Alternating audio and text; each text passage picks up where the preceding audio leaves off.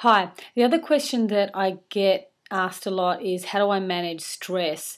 And I used to be a personal trainer, and I've spent a bit of time researching a lot of best methods.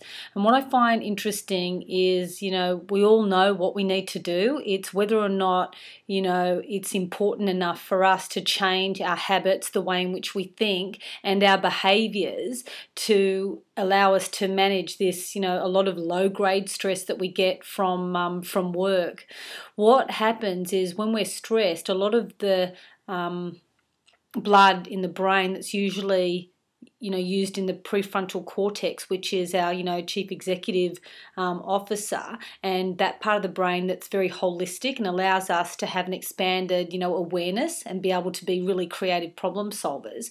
A lot of that, the blood is drawn away from that and goes to the brain stem, which is this reactive, instinctive response mechanism. And this is what happens, in this fight and flight response, and this is what happens when we're under stress. Like stress, we've needed stress in order to evolve. Like we have that stressful response when we're thirsty, and so then we go for water, and when we're sitting down we get a pain in the back, we actually have to stand up and move. So some stresses are important for us because it helps us to signal things that need to change. But when it's low grade stress, and it's often, that's when it becomes really chronic and insidious.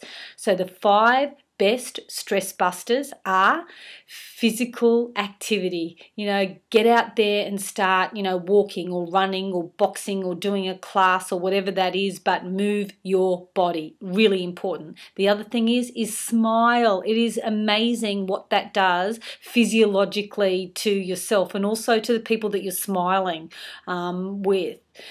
And then the other is to breathe. And I'm talking about deep abdominal breathing, like it does ground you. It gives you that really well-needed oxygen to the brain, and also helps with circulation. And the other important thing for stress is to be grateful. Understand what you're grateful for in your life, and if you need to write it down to be reminded, do that. The other important skill that you need to have in order to manage stress is the ability to reframe problems or situations.